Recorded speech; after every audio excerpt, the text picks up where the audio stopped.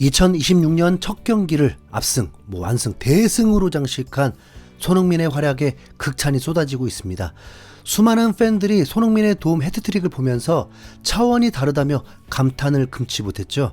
반면 손흥민에게 제대로 당해버린 온두라스는 악몽에 시달리면서 리그 최강팀이 폭파될 수도 있는 비상 상황까지 발생했다고 하는데요. 경기 도중 레알 에스파냐 쪽의 고위직과 감독이 고성을 지르며 싸우는 장면까지 포착된 겁니다. 손흥민은 그저 축구를 잘했을 뿐인데 온두라스의 엄청난 폭풍을 몰고 온 셈이 됐습니다. 그 자세한 소식을 바로 전해드리겠습니다. 손흥민은 역시 손흥민이었습니다. 2026년 구정 연휴를 맞이해서 올해 첫 공식전에서 출전한 손흥민은 단 28분 만에 페널티킥 골 포함해서 3개의 어시스트를 올리면서 LAFC에게 4개의 골을 선물했죠. 작년 11월 23일 밴쿠버전을 마지막으로 무려 87일이라는 기나긴 기다림 끝에 보게 된 손흥민의 맹활약은 기다린 보람이 있었습니다. 솔직히 이번 프리시즌 LAFC를 보면서 답답하고 불안한 구석이 없지 않았거든요.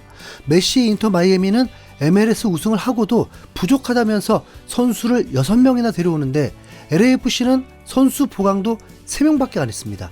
특히 프리시즌에 진행되는 대부분의 평가전을 모조리 비공개로 돌리면서 손흥민이 뭐 하는지 그 어떤 정보도 얻기가 힘들었죠. 선수들 출전 명단도 공개하지 않아서 손흥민이 나올지 안 나올지도 모른 채 무작정 경기 시간에 맞춰서 대기를 했습니다. 그러고도 LAFC는 정보를 주지 않아서 그 상대팀의 SNS나 공식 홈페이지를 찾아가 어떻게든 뭔가 알아내려고 애썼던 노력을 여러분만 알아주시면 감사하겠습니다. 자, 아무튼 그 과정에서 워낙 손흥민이 안 나오니까 현지에서부터 손흥민이 부상을 당했다는 의혹에 괜히 진짜 부상을 염려하기도 했는데요. 손흥민과 LAFC는 다 계획이 있었습니다. 바로 손흥민을 굳게 믿는 것이었죠. 도산토스 감독이 직접 말했듯이 LAFC의 전술은 손흥민 프리롤이거든요. 프리롤이 뭐냐면 정해진 포메이션도 없고 정해진 역할도 따로 없습니다. 그냥 그 선수가 경기 전체를 읽으면서 자신의 판단으로 그때그때 필요한 역할에 맞춰서 가장 적절한 플레이를 하는 거예요. 즉 팀의 전술을 완벽하게 이해하고 있으면서 모자란 부분을 모두 채워줄 수 있는 축구도사, 이런 선수들만 할 수 있는 게 프리롤입니다. 그리고 손흥민은 LAFC에서 그게 가능한 유일한 선수라고 해도 과언이 아닙니다. 프리롤로 유명했던 축구 선수들을 보면 아직 현역인 리오넬 메시가 대표적이고 역사적으로 유명한 마라도나, 크루이프, 지단, 이런 선수들이 하던 역할입니다. 맨시티 시절 데브라이너도 프리롤로 뛰었죠. 손흥민도 이런 반열에 오른 겁니다. 그 파괴력은 다들 보셨다시피 무지막지합니다.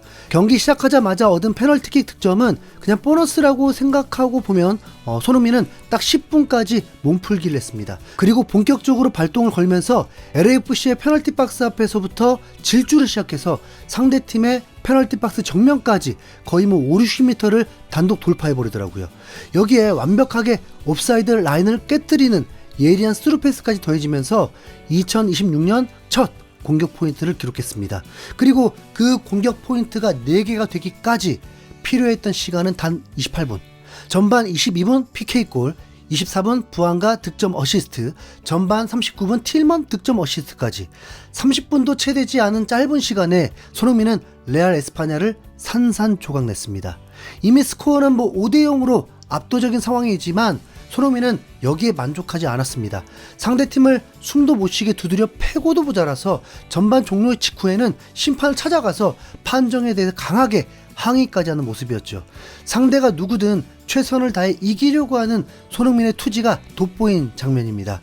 경기 후 LAFC의 도산토스 감독은 손흥민의 이 승부욕에 혀를 내둘렀는데요. 손흥민은 말 그대로 승부욕의 화신이다. 경기 전날 소니가 나를 찾아와 베스트 멤버가 나가는 게 맞냐고 물었다.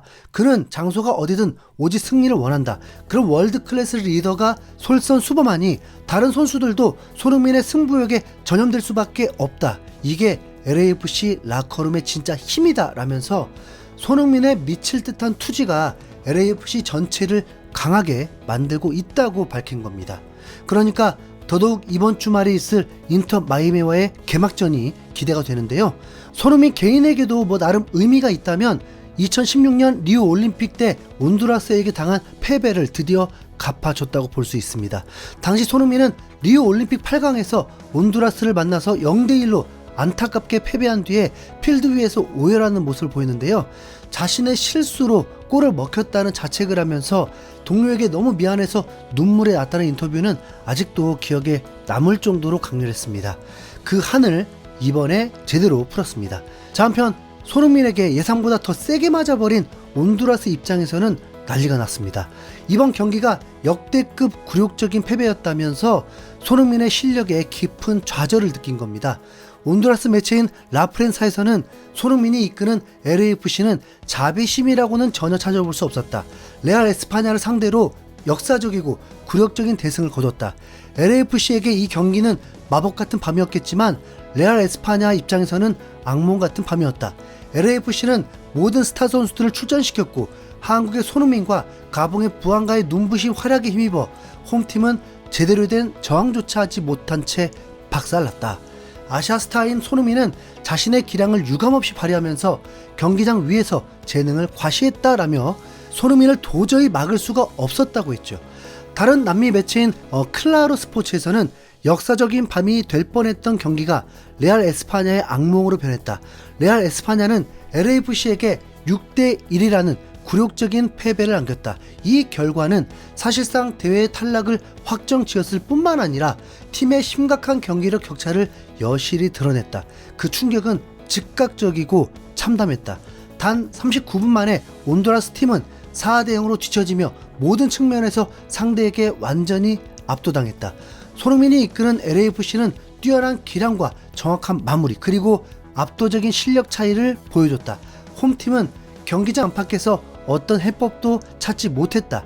LAFC는 MLS 시즌조차 개막하지 않는 상태였는데 경기 시작부터 압도적인 우위를 점했다라면서 이번 패배가 매우 치명적이었다고 말했습니다. 특히 현지 매체들은 경기 도중에 관중석에서 큰 다툼이 있었다는 보도를 했습니다.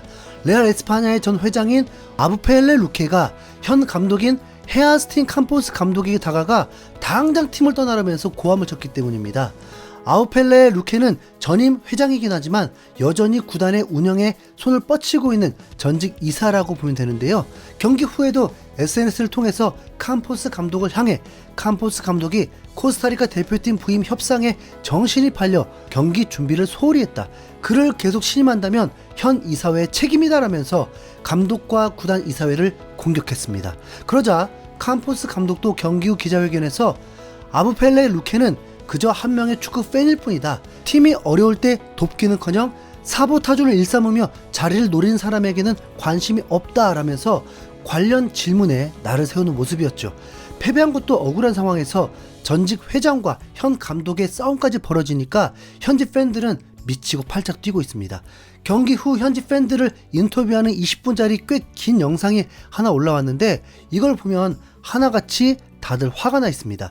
캄포스 감독은 나가라, 코스타리카로 꺼져버려, 에스파냐 수비는 계속 뒤로 물러서기만 한다, 그러다가 골대 뒤까지 물러섰다, 절대 공격은 안하고 공이 뜨거운 것처럼 두려워한다. 캄포스 감독은 평소에 쓰지도 않던 5백 전술을 이런 큰 대회에서 갑자기 꺼냈다. 그것만으로도 그는 감독 자격이 없다, 당장 꺼져라 등등 분노에 차서 감독 욕을 하는 팬들이 많았는데요. 근데 레벨 차이가 있고 손흥민이 출전하는데 그럼 5백 전술 안 쓰고 뭐예요? 네. 전술 안 바꿨으면 17점 했을걸? 네. 이번 주말 손흥민이 이제 마이애미 팬들에게도 똑같은 기분을 안겨주길 기대하면서 이상 흰수염 고래였습니다. 감사합니다.